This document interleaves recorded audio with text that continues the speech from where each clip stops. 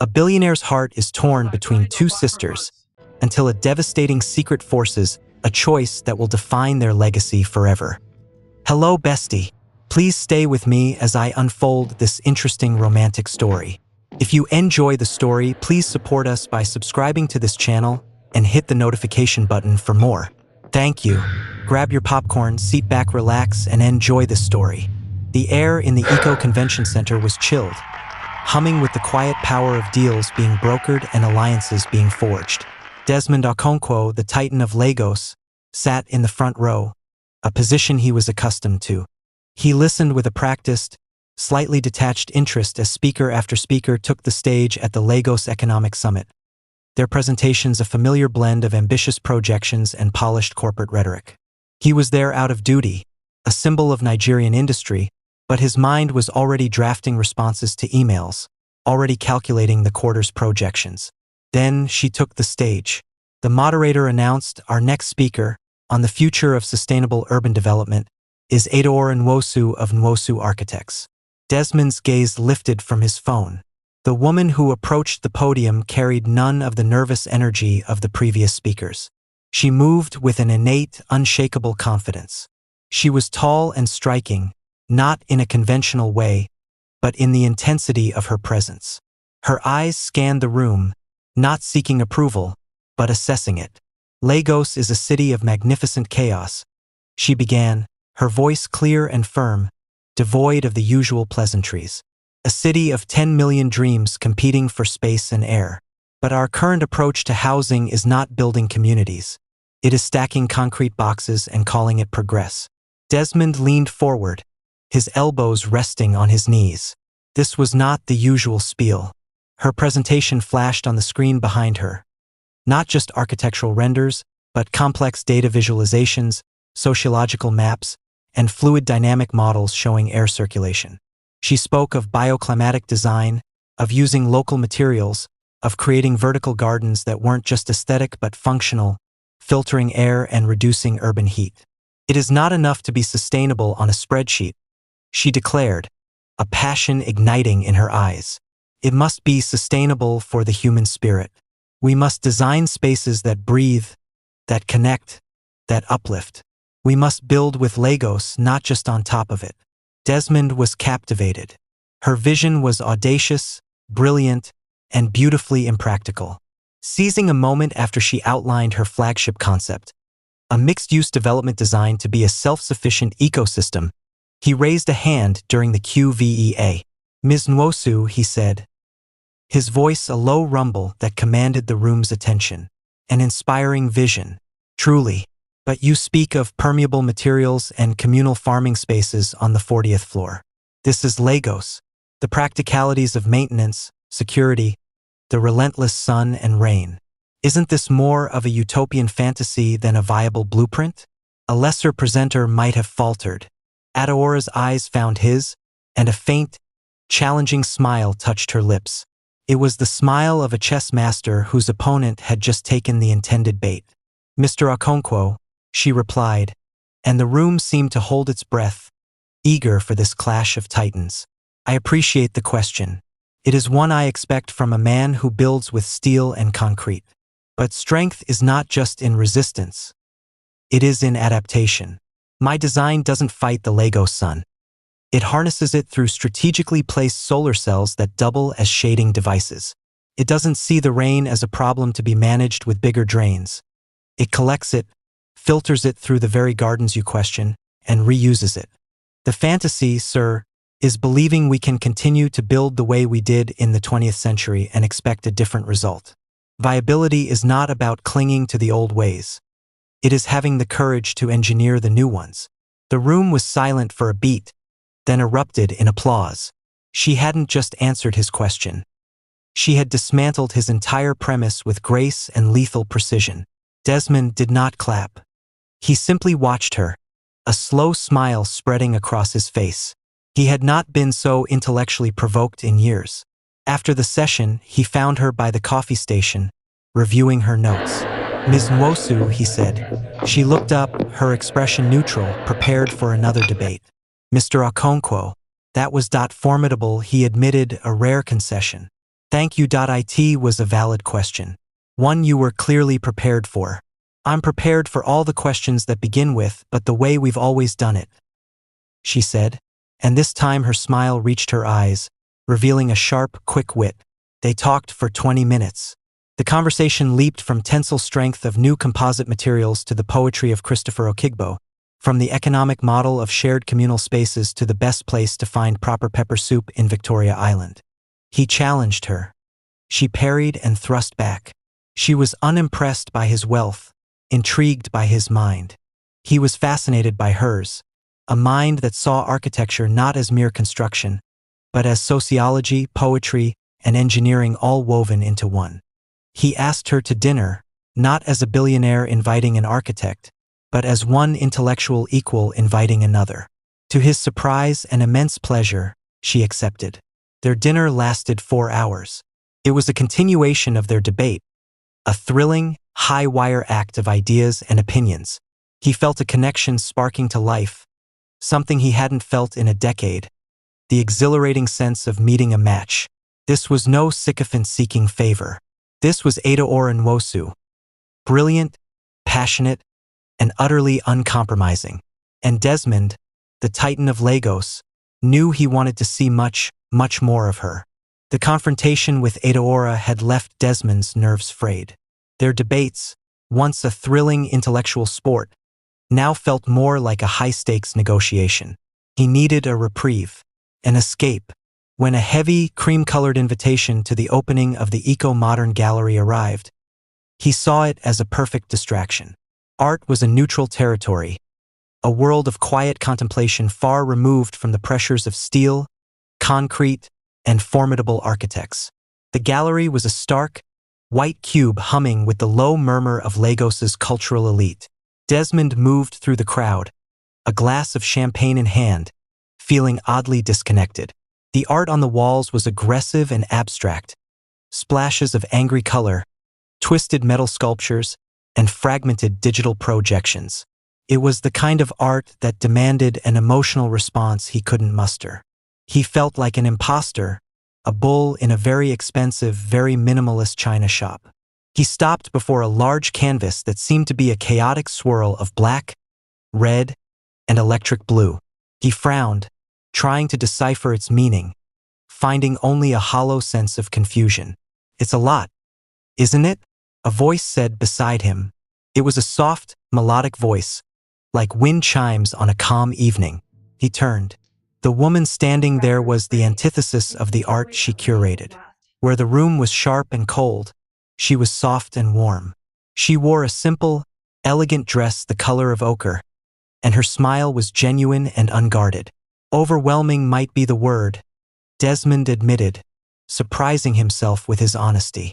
He usually felt the need to project an air of knowing competence. She laughed, a light, easy sound that seemed to carve a bubble of calm in the noisy room. The artist is exploring the fractured identity of the modern Nigerian, the clash of traditional roots with hyper-urbanized reality, the tension between community and the isolating nature of technology. She pointed a delicate hand toward the canvas. "See here? The hints of traditional Uli body art patterns, almost drowned out by the digital glitch effects." Suddenly, the chaotic mess began to make a strange kind of sense. "You make it sound obvious," he said, genuinely impressed. "Only because I've heard the artist explain it for hours," she confessed with a self-deprecating grin. "I'm Amara, by the way. I curated this exhibit." Desmond Okonkwo. Her eyes widened slightly in recognition, but there was no calculating gleam, no sudden shift in demeanor. "It's a pleasure to meet you, Mr. Okonkwo. I'm glad our art could offer you a moment of pause." "How did you know I needed a pause?" She tilted her head, her gaze perceptive. "You had the look of a man trying to solve a problem in a room full of questions. Art isn't meant to be solved. It's meant to be felt." She began to guide him through the exhibit. With Amara as his interpreter, the gallery transformed. She didn't lecture. She conversed. She asked him what he saw, what he felt, and then wove his own reactions into the narrative of the pieces. Her touch was light on his arm as she pointed out a detail, her presence soothing, not challenging. He learned she was the quieter counterpart to her more driven family, that she found joy not in building empires but in building understanding. She spoke of art with a passion that was nurturing, not demanding. "Would you like to see the piece I'm most proud of?"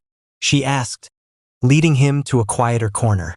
It wasn't a painting, but a delicate sculpture made of reclaimed fishing nets and brilliant blue glass, lit from within. It's about the resilience of the coastal communities. Beauty born from something discarded. It was beautiful, and her explanation made it more so. With Ada Ora, Desmond felt the exhilarating rush of scaling a mountain. With Amara, he felt the profound peace of resting in a shaded grove at the top.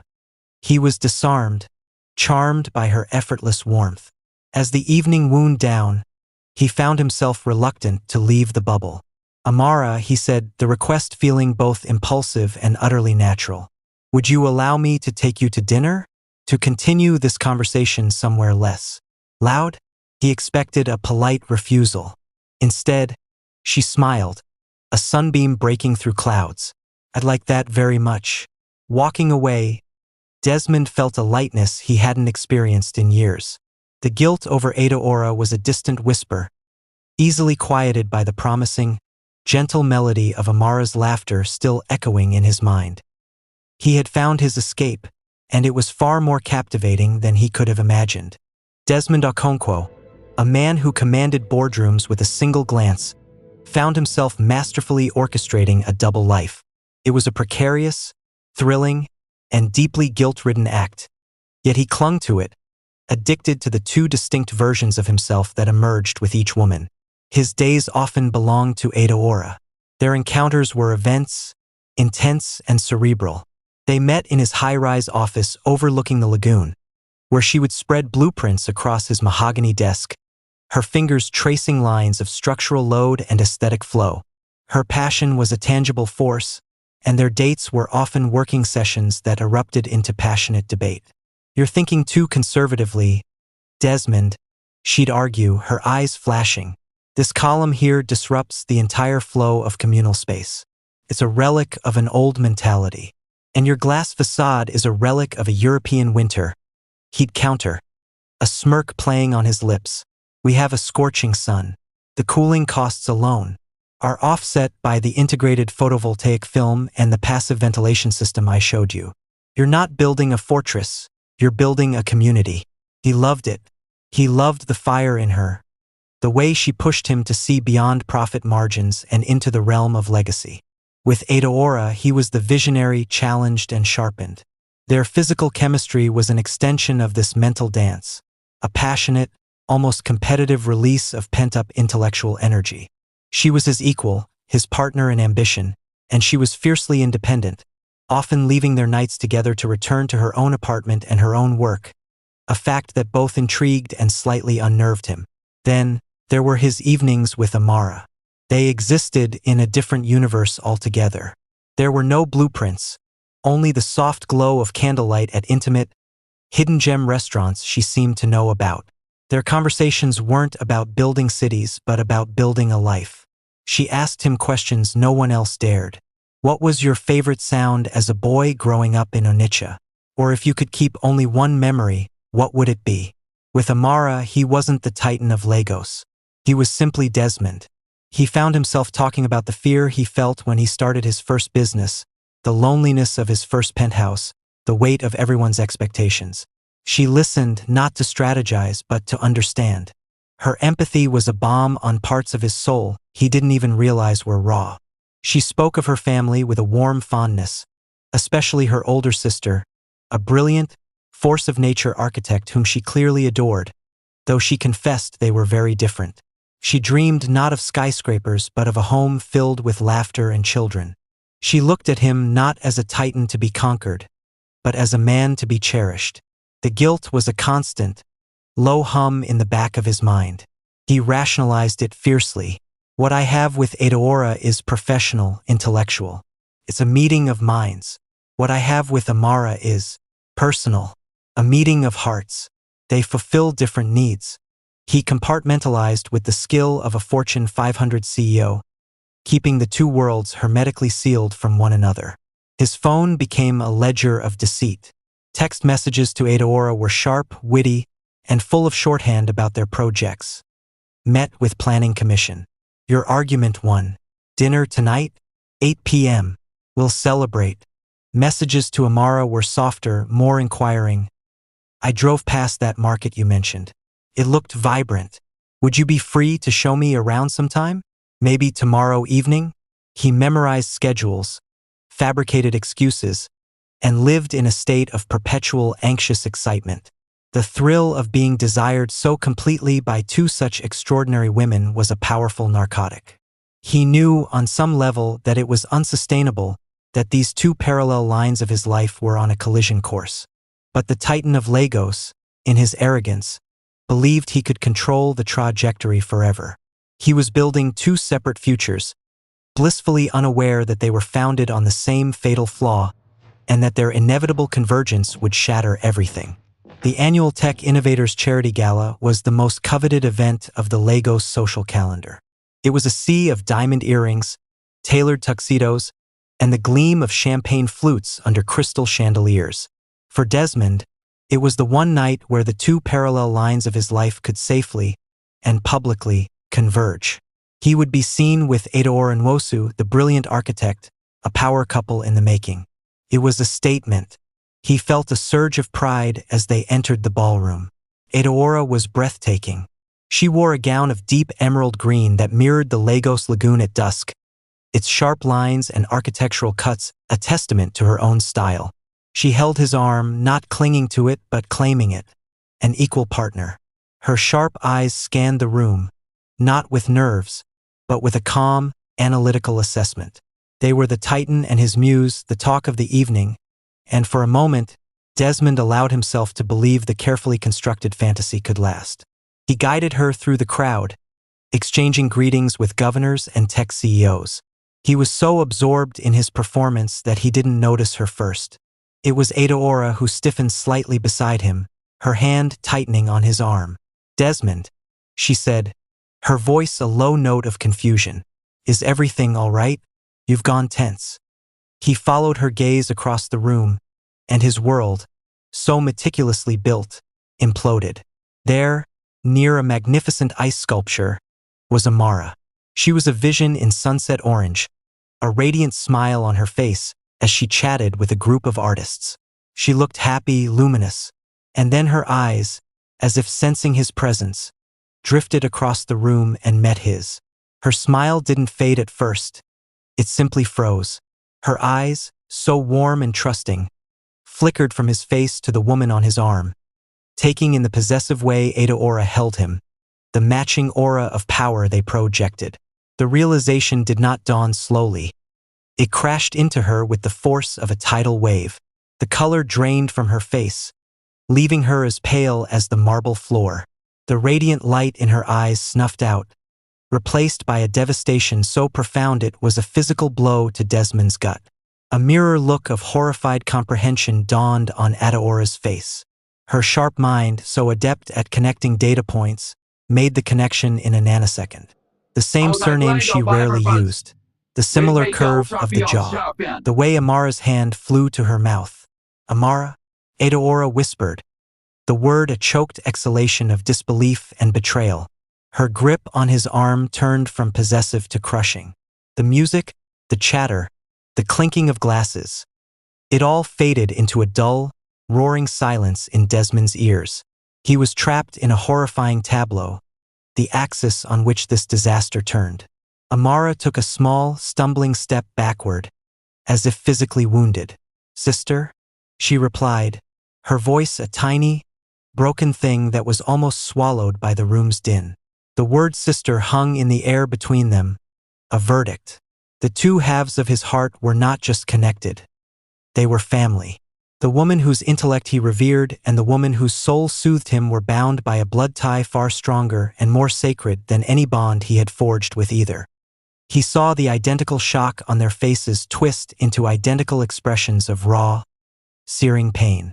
He had not just betrayed two women. He had shattered the trust between two sisters. He stood utterly paralyzed, the Titan of Lagos rendered a statue of shame.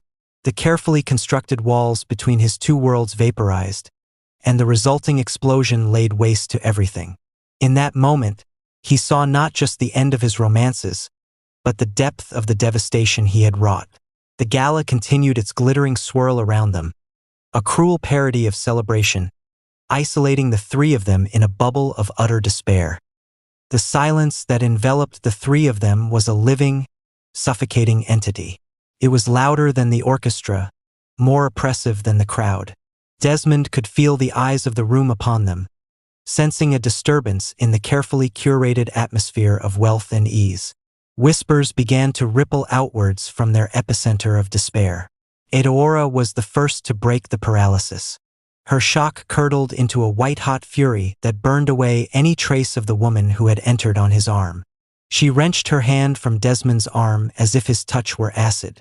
"You," she seethed, her voice a low, venomous whisper meant for his ears alone. Her eyes, once alight with intellectual passion, now glinted with pure, undilated hatred. "You knew, all this time. Edaora, I swear, I didn't." The lie died on his lips. It was useless. "Don't," she cut him off, the single word a blade. She took a step back, her gaze sweeping from his guilty face to her sister's shattered one. The pain of his betrayal was now compounded by a sister's protective rage. "Amara, let's go. Now." But Amara couldn't move. She stood rooted, tears now streaming freely down her face, smudging her carefully applied makeup. She wasn't looking at Edaora. She was staring at Desmond, her eyes pleading for him to say it wasn't true, to offer some explanation that would make the nightmare end. Her silence was more devastating than Edaora's fury. It was the final straw for Edaora. She moved to her sister's side, wrapping a protective arm around her shoulders. "Don't look at him," she commanded softly, her voice breaking. "He's not worth it." She guided her trembling sister away, shouldering through the curious crowd, leaving Desmond standing alone in the middle of the ballroom. He was exposed. The Titan of Lagos, the man who commanded empires, was publicly humiliated, stripped bare. The whispers were no longer ripples. They were waves. He could feel the heat of 100 stares. Without a word, he turned and walked stiffly towards the exit, his pride in tatters, his heart a cold, heavy stone in his chest. The fallout was swift and brutal. His phone blew up first with messages from Edaora, a torrent of furious, grief-stricken texts that laid bare the depth of her pain and her sense of violation. They were followed by a single, succinct message: "Never contact me again. I will be seeking another firm for the Ikoyi project." Then, a few hours later, a message from Amara arrived. It was not angry. It was worse. It was heartbroken. "I thought you were different. I thought I knew you. I believed you. I can't even process this. Please don't call." He tried once. He called Amara, his own guilt and panic rising like a tide. It went straight to voicemail. He called Edaora. She answered, and the sheer, icy rage in her voice as she told him to rot in hell before hanging up chilled him to the bone. He was locked out. The two women who had made him feel more alive than he had in a decade had vanished from his life, leaving only a crater of silence and shame. And in that silence, the Titan re-emerged, not in his strength, but in his cowardice. The magnitude of what he had done was too great to face.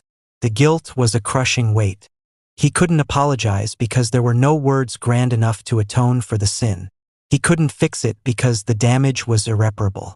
So, he did what powerful men who are afraid of their own weakness often do: he retreated. He hid behind his empire. He drafted 2 identical, cold, and formal messages. This situation has become untenable and fraught with complication. It is best for all parties involved if we end our association. I wish you well in your future endeavors. D.O. He sent them both, then turned off his phone. He poured himself a tall glass of whiskey, the finest in his collection, but it tasted like ash. He had scorched the earth between them, believing it would cauterize the wound. But as he sat in the profound silence of his empty mansion, a far more terrifying truth began to dawn on him. He hadn't just lost 2 women. He had lost himself. and he had no idea how to find his way back. The silence that followed Desmond's retreat was absolute.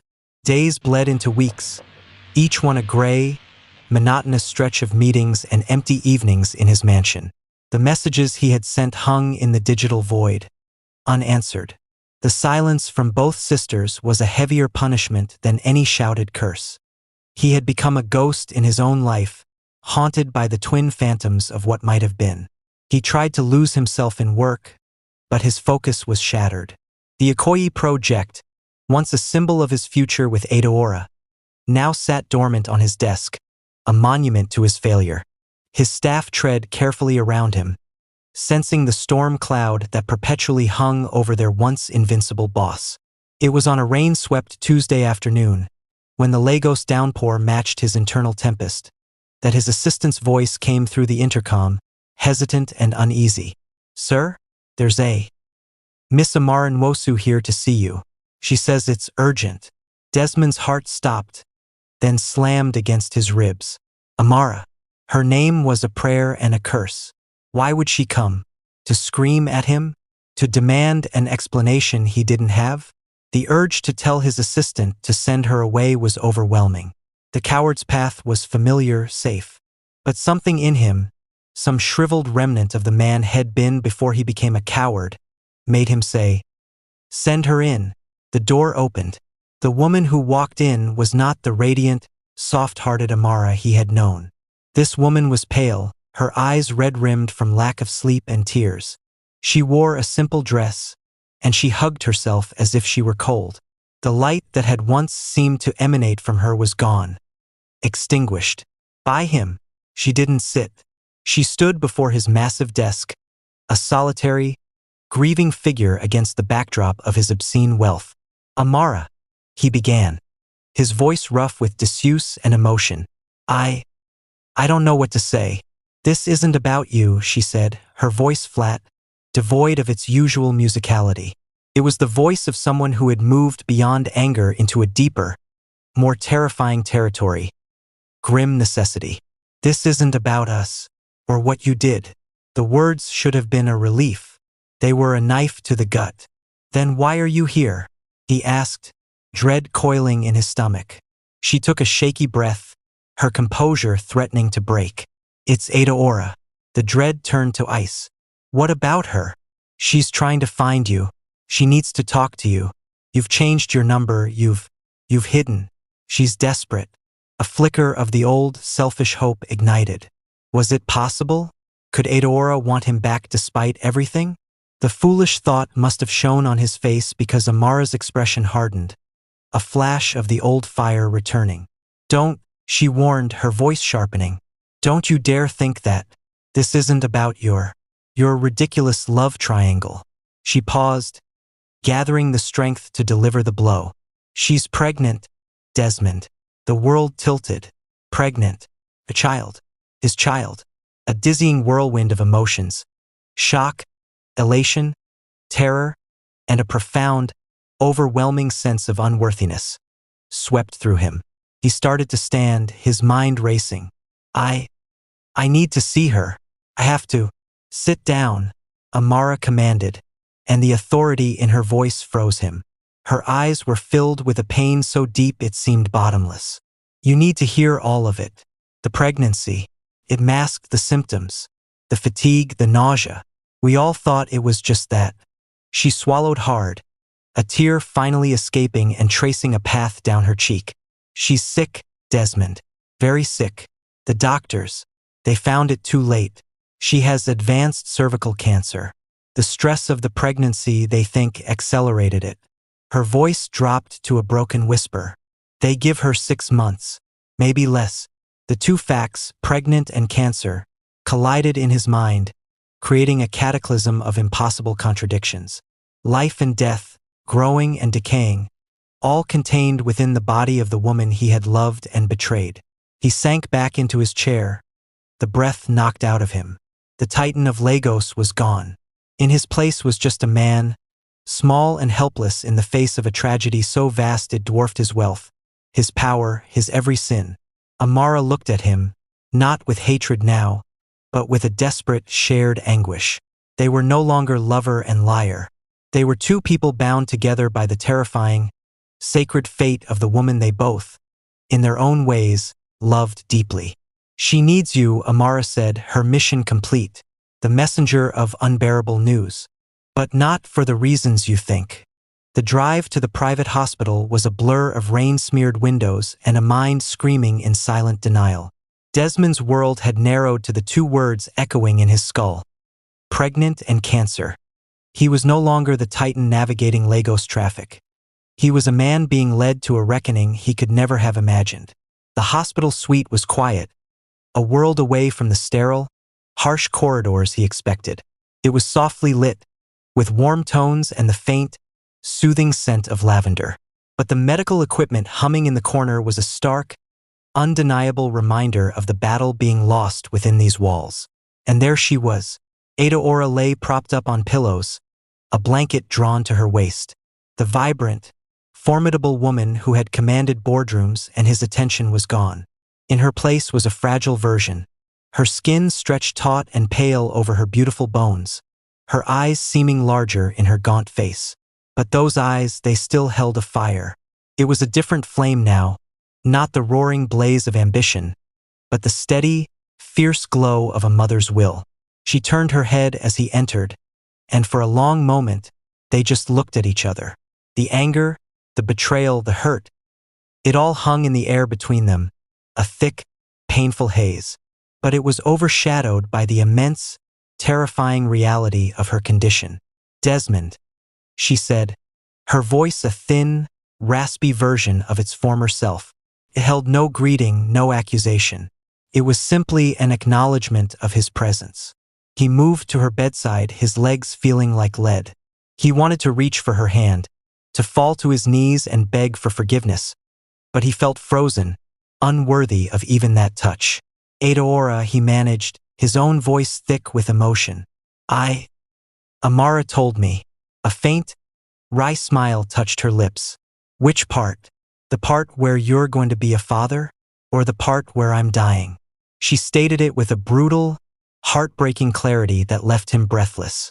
There were no platitudes left for her. "I'm so sorry," he whispered, the words utterly inadequate. "This isn't about sorry," she said, her gaze unwavering. "There's no time for that. The past is a luxury I don't have." She took a slow, measured breath, gathering her strength. "I will have this baby, Desmond.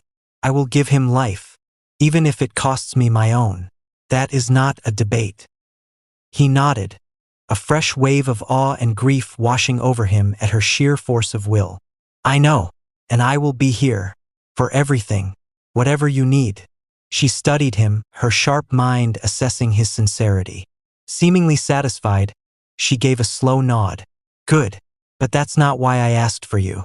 She lifted a frail hand and placed it on his. Her skin was cool, her grip surprisingly firm. "You must promise me something." "Anything," he said without hesitation, meaning it with every fiber of his being. "You must marry Amara." The words were so absurd, so utterly unexpected, that his mind simply rejected them. He stared, uncomprehending. "Adaora." "What? No, I can't. I would never ask her. After everything." "You're not listening," she insisted, her voice gaining a sliver of its old steel. "This isn't about you, or your guilt. This is about my son." Her eyes glistened with unshed tears. "I will not see him grow up. He will never know me. He needs a mother, not a nanny, not a stepmother who tolerates him. A mother." She paused, her chest rising and falling with the effort. "I saw how she looked at you. She loves you, Desmond, with her whole heart. She is good and kind, and her capacity for love. It is her greatest strength. She will not see my child as a burden or a reminder of your betrayal. She will love him as her own. I know this as surely as I know I am lying here." Desmond felt the world shift again. He saw the terrifying, perfect logic of it, the selflessness of it. This was not a request born of jealousy or spite. It was a mother's final, desperate act to secure her child's future. "Promise me," she whispered, her strength beginning to fade, her grip loosening. Promise me you will build a family with her. Promise me my son will have a mother. This is my last wish." He looked into her eyes, seeing the fear, the love, the unshakable resolve. He saw the ghost of the woman he had loved and the fierce protector of the child they had created. How could he deny her? How could his own feelings of guilt and confusion possibly matter in the face of this? He turned his hand over and clasped hers, his own large, strong hand enveloping her frail one. He made the only choice he could. "I promise, Adaora," he said, his voice low and steady, sealing a vow more sacred than any business contract. "I promise." The days following Adaora's devastating request were a whirlwind of grim, practical necessity. Desmond's immense wealth, which had felt so meaningless days before, now became a powerful tool. He moved Adaora from the hospital to his Ikoyi mansion, transforming a sun-drenched wing into a state-of-the-art palliative care suite. The best oncologists, nurses, and caregivers in the country became a constant, quiet presence in the home. The initial atmosphere was thick with a grief so profound it was stifling. Desmond, racked with guilt, moved through the rooms like a ghost, unsure of his place. Amara, though her own heart was broken, became the unwavering center of the storm. She moved in without a second thought, her nurturing instinct overriding her personal pain.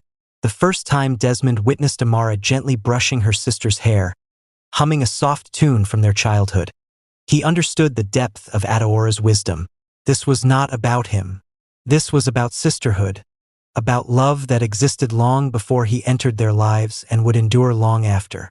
He watched as Amara tirelessly tended to Adaora, administering medication, reading to her, and talking about the baby, always the baby. "Your son is strong, sister," Amara would say, her hand resting on Adaora's barely their bump. "He kicks like a future footballer." And for a moment, a genuine smile would touch Adaora's lips, a glimpse of the woman she had been. Desmond and Amara began to orbit around Adaora's care, their interactions initially functional and polite, a silent agreement to table their own complicated history for a greater cause. They discussed medication schedules and doctors' reports over breakfast, their conversation a clinical exchange. But slowly, the shared vigil began to weave a new bond between them, one built on mutual respect, exhaustion, and a shared, sacred purpose. He saw her strength, not as a gentle warmth, but as a resilient, unbreakable cord. She saw his guilt transform into a steadfast, reliable presence. He was there for every appointment, every difficult night, his previous arrogance replaced by a humble dedication to his promise. One evening, as they sat together in the quiet living room after Adaora had finally fallen asleep, Amara broke the silence. "She asked me, she said softly, staring into her cup of tea, "if I would do it, if I would marry you, and raise the child." Desmond's head snapped up. "What did you say?" "I told her I would do anything for her. And for that baby," Amara replied, her voice steady. She finally looked at him, her eyes clear but sad. "This isn't how any of us imagined our lives. But it's the reality we have. We can make something good out of this devastation." For him, it was the first time they had spoken of the future directly. It wasn't a romantic proposal. It was a pact, reaffirmed between them. The bedside wedding was Adaora's idea. "I want to see it," she had insisted, her voice a faint whisper. "I want to know it's real." So they did. A simple, somber ceremony was arranged in her room. Pastor was brought in. Desmond wore a simple suit, Amara a cream-colored dress that was not a wedding gown, but spoke of a quiet elegance. They stood on either side of Adaora's bed, holding her hands as they exchanged vows that were not of passion, but of promise. "Do you, Desmond, vow to honor and provide for Amara, to be a faithful husband and father?" "I do." "Do you, Amara, vow to stand by Desmond, to love and care for him and the child you will raise together?" "I do." Adaora watched, a single tear of relief and sorrow tracing a path down her temple into her hairline. It was the most heartbreaking and beautiful either of them had ever seen. When the brief ceremony was over, Desmond leaned down and gently kissed Adeora's forehead. "Thank you," he whispered. Then he turned to Amara, his new wife. He took her hand. It was not the electric touch of new lovers, but the firm, steady grasp of partners embarking on an immense, uncharted journey together. It was a vow of duty, of shared loss, and of a hopeful, determined commitment to build a life from the ashes of tragedy. They were married. The promise was honored. And as they stood together over Adeora's sleeping form, the three of them bound by love, loss, and a fragile new hope, they knew their real work was just beginning. The mansion, once a monument to quiet power, became a vessel of heightened anticipation and profound fragility. The final 2 months of Adeora's prognosis were a countdown measured in heartbeats, both hers and the baby's. The medical team's focus split between managing her escalating pain and monitoring the tiny, tenacious life flourishing within her against all odds. Adeora was fading, her energy sapped, her moments of lucidity becoming precious islands in a sea of medication-induced fog. But when she was present, her entire being was focused on her son. She would rest her hands on her swollen belly, her eyes closed, communicating with him in a silent language of love and longing. "He is strong," she whispered to Amara one afternoon, her voice a thin thread of sound. "He has your patience. He does not kick with anger, but with purpose." It was the highest compliment she could give, an acknowledgement of the gentle strength that was to be her son's guiding force. Desmond and Amara were constant sentinels. He handled the logistics, the endless calls with specialists, the grim coordination with the neonatal ICU that would be on standby. Amara provided the unending emotional and physical care, her presence a calming constant. She was the bridge, translating medical jargon into gentle updates for Adeora, and translating Adeora's weakening whispers for Desmond. The storm broke on a night when the rains lashed against the windows of the mansion. Adeora's pain spiked, a cruel and sudden onslaught. But amidst the crisis, a new, rhythmic tightening joined the chaos. Labor had begun. It was a race against time. The medical team swung into action, their professionalism a stark contrast to the raw emotion choking the room. Desmond held one of Adeora's hands, Amara the other, as contractions racked her frail body. There were no screams, only a series of agonized, breathless grunts that tore at Desmond's soul. She was using the very last of her strength to bring her son into the world. Then, cutting through the tension, came the sound they had all fought for, the strong, indignant cry of a newborn. A nurse gently placed the tiny, swaddled baby on Adeora's chest. The room seemed to hold its breath. Adeora's eyes, clouded with pain and medication, struggled to focus. When they found him, a transformation came over her face. A light, pure and radiant, seemed to emanate from within her. It was a look of triumphant, all-consuming love. Tochi, she breathed, the name they had chosen together. It meant praise God. Her trembling finger touched his cheek. My strong boy, my legacy. For 2 precious months, Tochi became the sun around which their world revolved. Adeora, against every medical expectation, seemed to draw strength from him. She held him for as long as she had the energy, whispering secrets, singing fragmented lullabies, pouring a lifetime of love into a few short weeks. Amara was always there, helping to position him, taking pictures, ensuring every moment was captured, every whisper remembered. Desmond watched the 2 sisters with his son, his heart breaking and swelling simultaneously. He saw Amara naturally settle into the role of caregiver, her every interaction with Tochi full of innate, maternal tenderness that promised this child would never want for love. The end, when it came, was peaceful. Adeora had held Tochi that evening, breathing in his scent. She was tired, more than she had ever been. She kissed his forehead, a final, soft blessing. It's time for me to sleep, she whispered to Amara, her voice barely audible. You will take care of my boys. She lay back against the pillows, her hands folded over her chest. Desmond on one side, Amara holding a sleeping Tochi on the other, they kept their vigil. There was no struggle, no final gasp. She simply closed her eyes, and the steady, labored rhythm of her breathing softened, then stilled. The silence that followed was different from any that had come before. It was not a silence of pain or anticipation, but of profound peace. Her sunset was quiet, her battle over. She had held her son, named him and loved him. She had secured his future. Her work was done. As the first light of dawn touched the windows, it illuminated the three of them: Desmond, Amara, and the sleeping Tochi. Adeora was gone, but her legacy, swaddled and breathing softly, lay in the arms of the sister who had promised to love him as her own. A chapter had ended, but Tochi's dawn had just begun.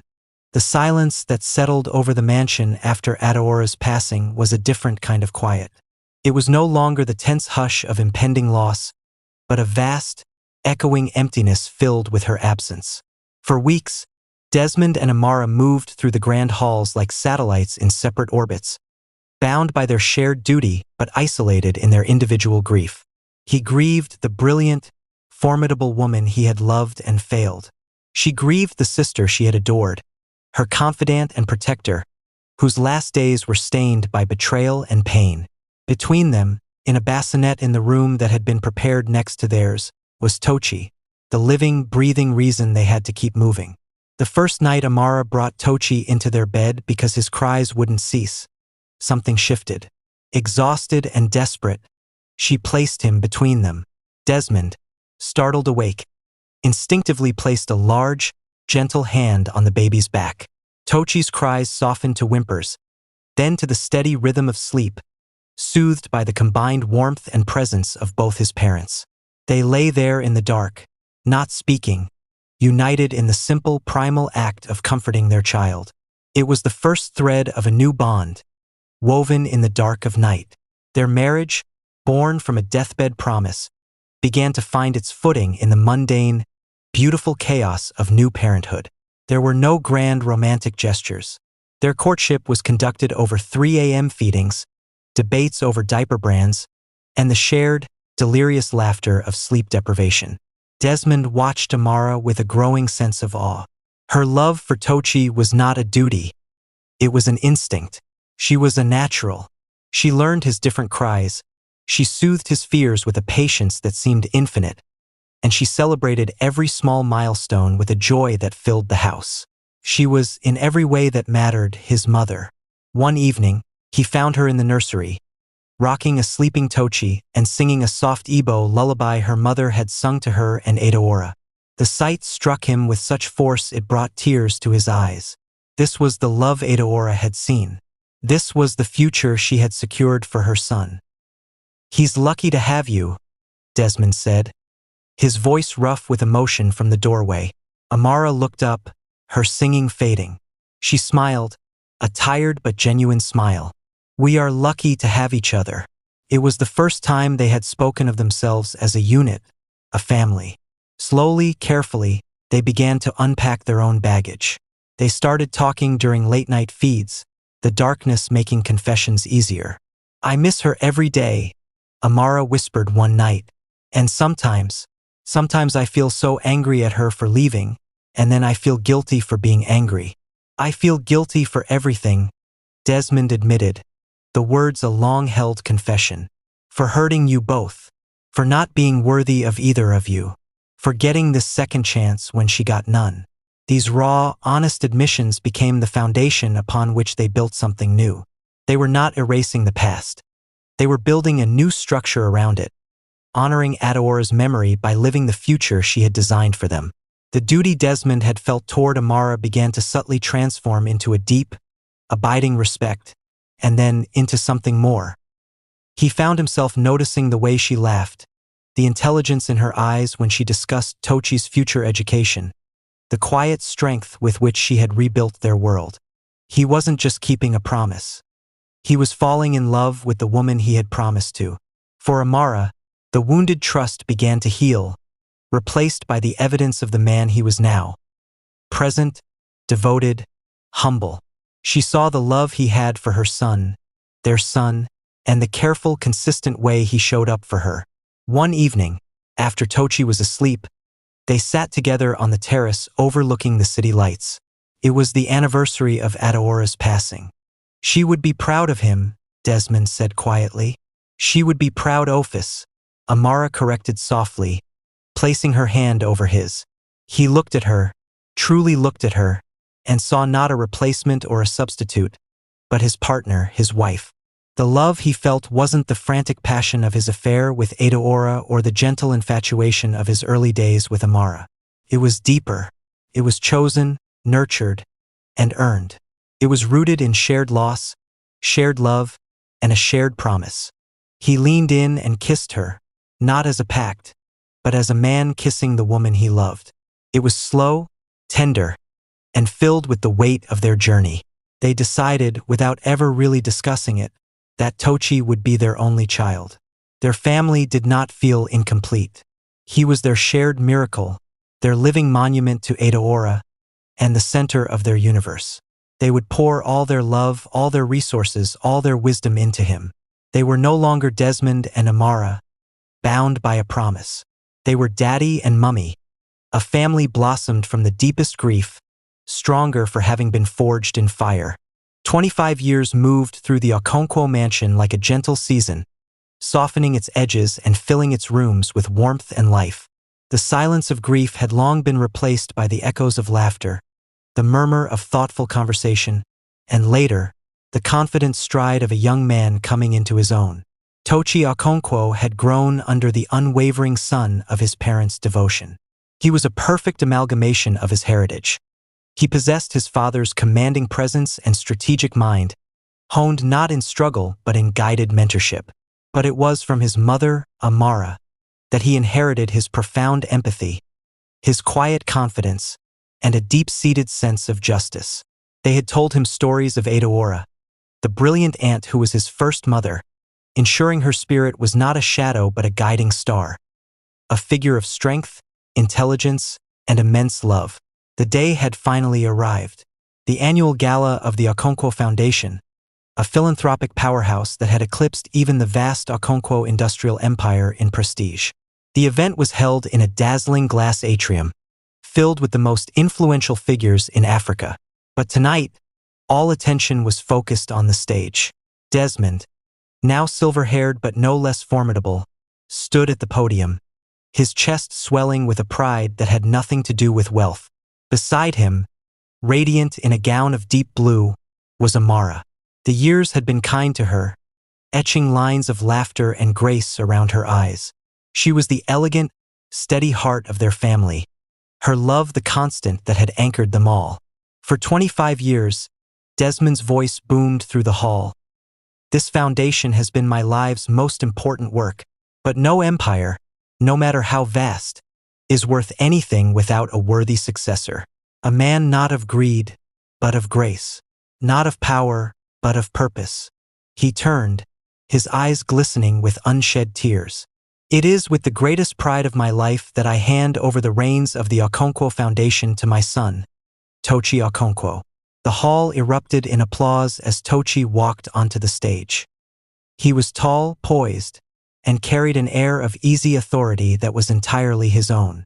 He hugged his father firmly, then turned to the audience, his smile confident and warm. He spoke eloquently about the foundation's new vision, about sustainable development and empowering youth. The crowd was captivated. But then he turned from the microphone and walked towards the edge of the stage, extending his hand to his mother. None of this, he said, his voice softening, filling with emotion, would be possible without the love and guidance of my parents. He looked at Desmond. To my father, thank you. You taught me to be a lion, to lead with strength and conviction. Then he turned to Amara, taking both of her hands in his. The room fell utterly silent, sensing the gravity of the moment. But to my mother, he said, his voice thickening. A single tear traced a path down his cheek, mirrored by one on hers. To my mother, Amara Okonkwo, you taught the lion to have a heart. You taught me that true strength lies in compassion, that legacy is built not on steel and concrete, but on love and integrity. He paused, swallowing hard, his gaze never leaving hers. The world may see you as my stepmother, but that word has never felt right. It implies a distance that never existed. Już ósmy. You loved me without condition, without a single moment of hesitation. You are my mother in every sense of the word. Everything I am, and everything I ever hope to be, I owe to you and Dad. The applause that followed was not the polite clapping of a moment before. It was a thunderous, emotional wave that shook the very foundations of the room. But Tochi and Amara were locked in their own world. He pulled her into a tight embrace, holding the woman who had rocked him to sleep, bandaged his knees, and guided his moral compass. Desmond moved to join them, wrapping his arms around both his wife and his son. They stood together, a united front, as the flashbulbs popped and the crowd rose to its feet. Amara, her head against her son's chest, looked out at the adoring crowd, then up at her husband's proud face. She thought of a sister's desperate wish, a promise made in a sunlit hospital room, and a love that had blossomed from the deepest grief. She had loved a billionaire, honored a sister, and raised a king. And in the end, as she stood surrounded by her legacy, a legacy of love, she knew that her story, their story, was more fulfilling than any she could have ever imagined. It was not the story she had planned, but it was the one she was meant to live. And it was perfect.